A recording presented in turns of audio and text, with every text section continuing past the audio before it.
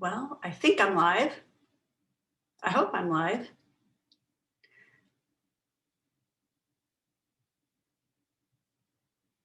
Hmm.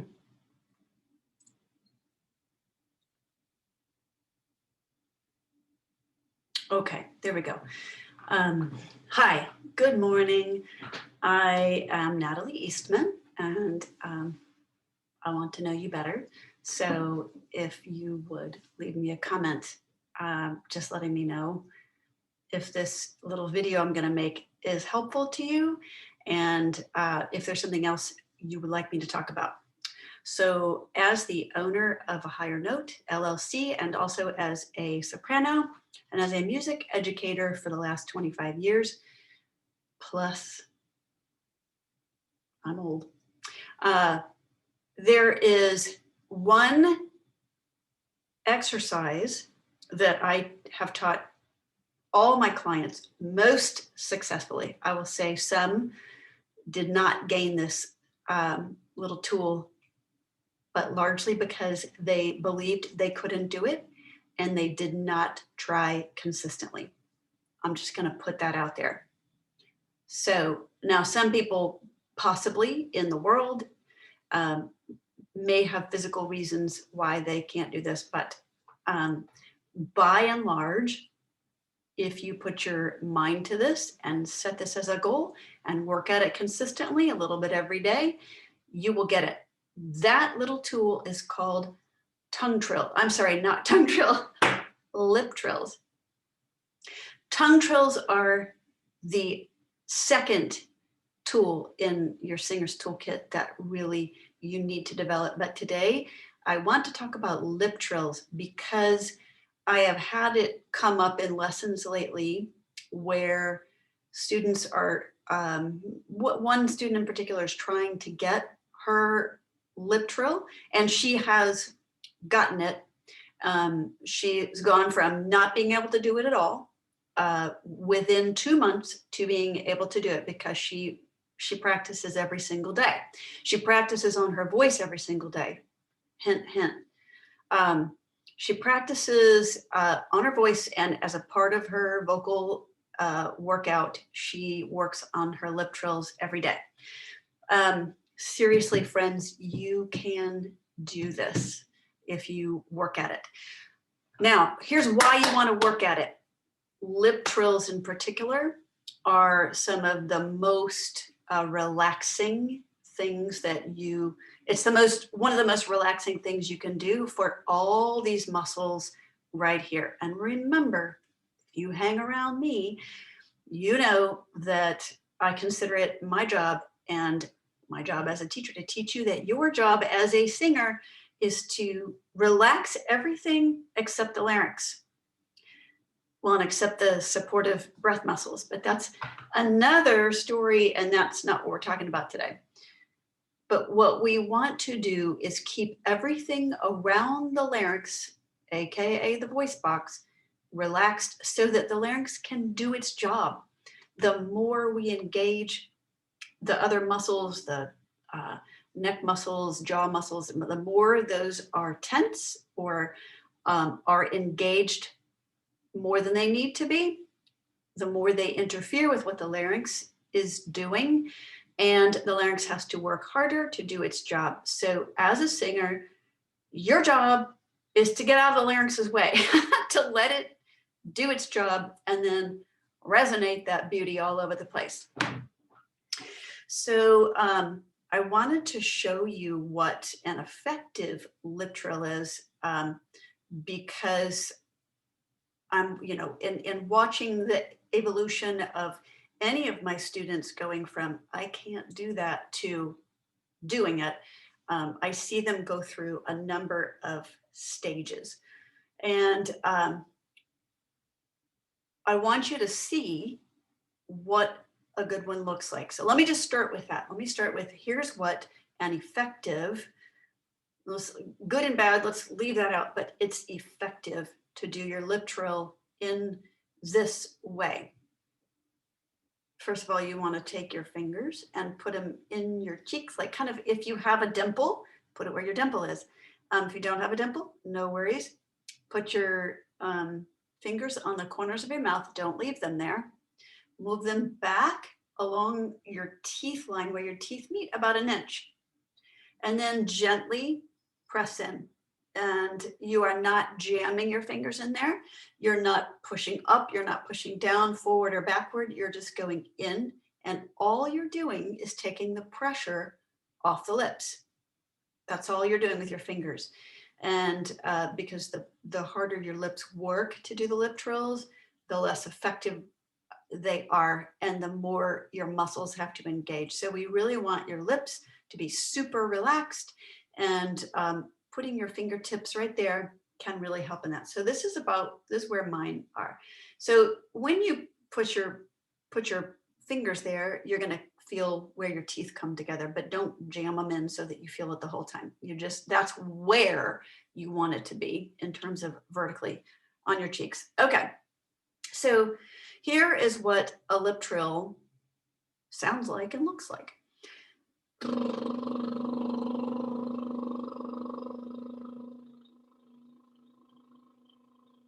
What you want is a very even, sustained trill that you can move up or down. You can put it through paces such as a Rossini scale like this.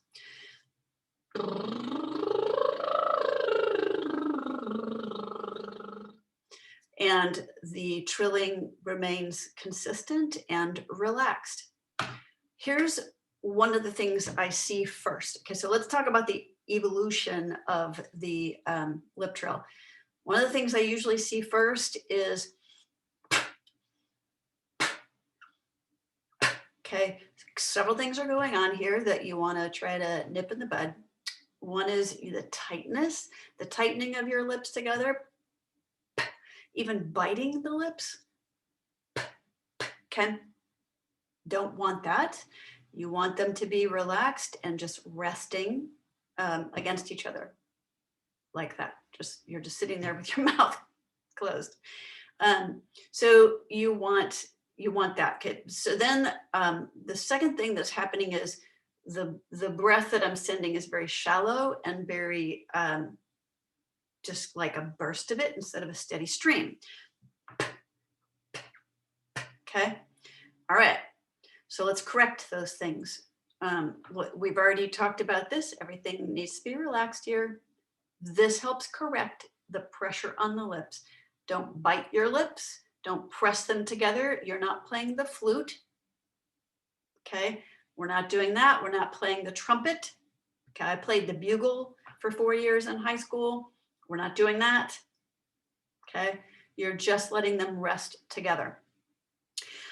If it's hard for me really to say whether you're doing a labial consonant of a B or a P, okay? But it's really a B, but you're doing it super fast. And I don't want you to think that you're doing a B. That usually slows people down. If it helps you, use it. If it doesn't help you, throw it out, okay? Making the labial consonant of the B. But that is basically what you're doing. And I want you to think of of your voice doing a hum behind it, and making like you are vocalizing behind the trill, and you are therefore going to send a steady stream of air that is a moderate flow of air. You're not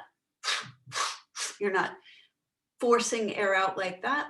You're just sending it up with a steady pressure from your diaphragm and your ribcage muscles, your intercostals, and other supportive muscles. So you want to just send it up steady and keep that hum or that vocalization happening behind the trill. So let me do it again for you so you can see what you're aiming for.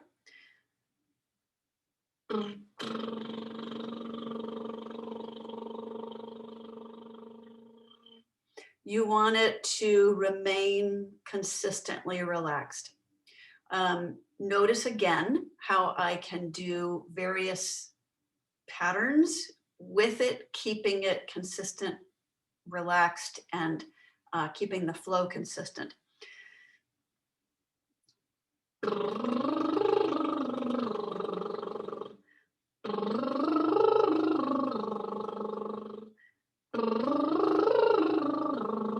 Or that Rossini scale. That gives you an octave and a half. And one of the wonderful things about this as a warm-up exercise, besides the fact that it's relaxing these muscles, your cheeks, your lips, and under the jaw, is that, I thought somebody was sending me a question. Please send me a question. I would love to have your question. Where was I going? Sending the air. Is one of the best. I can't remember. So there you go. 53. What can I say? In one ear and out the other, in one brain, out the other lobe. So let me show you what happens often after a person gets their first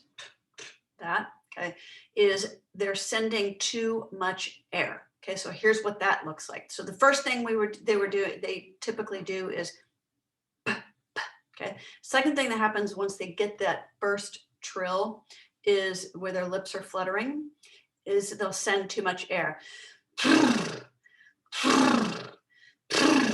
Okay, so again, I will reiterate the whole like steady flow of air with the vocalization behind it.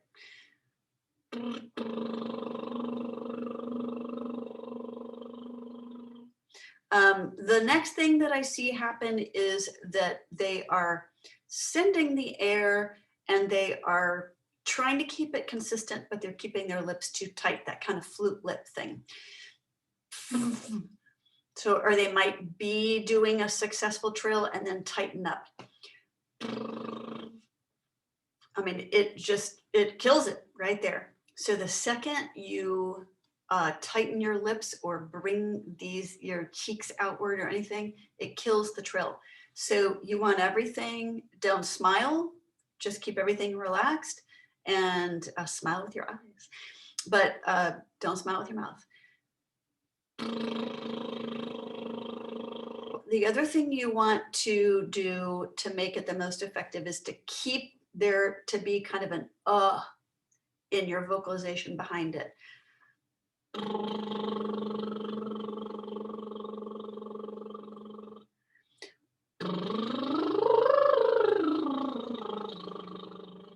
Seth Riggs, the author of Singing for the Stars and the developer of speech level singing, says keep a kind of a dumb vowel behind it, kind of a b or duh, duh, duh, but keep that behind it. That's to keep your larynx low. In the case of what you initially use it for in his program, you're keeping your larynx low. And so you want it to sound like this.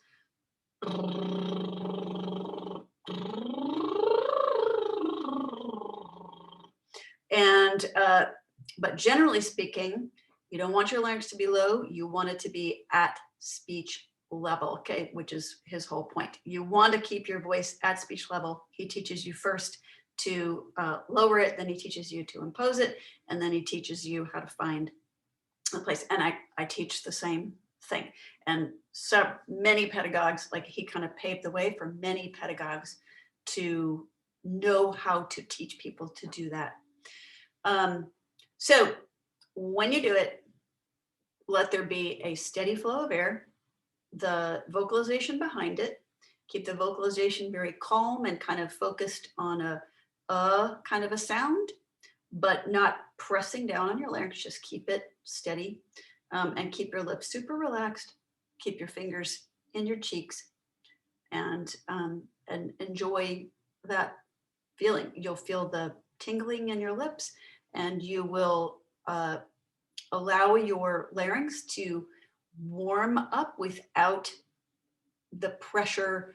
This is great for the beginning of your warm-ups because you can allow your larynx to kind of get into the flow of things and get blood pumping there without a lot of muscular movement. This is really, really relaxing for that whole area. So fantastic for you. Use it every day. Maybe another time we can talk about the tongue trill. Please do let me know what kinds of questions you have about your singing, about your practice, about your performance. What can I help you with? Let me know. I hope you have a great day and enjoy your lip trilling. Let me know how it goes.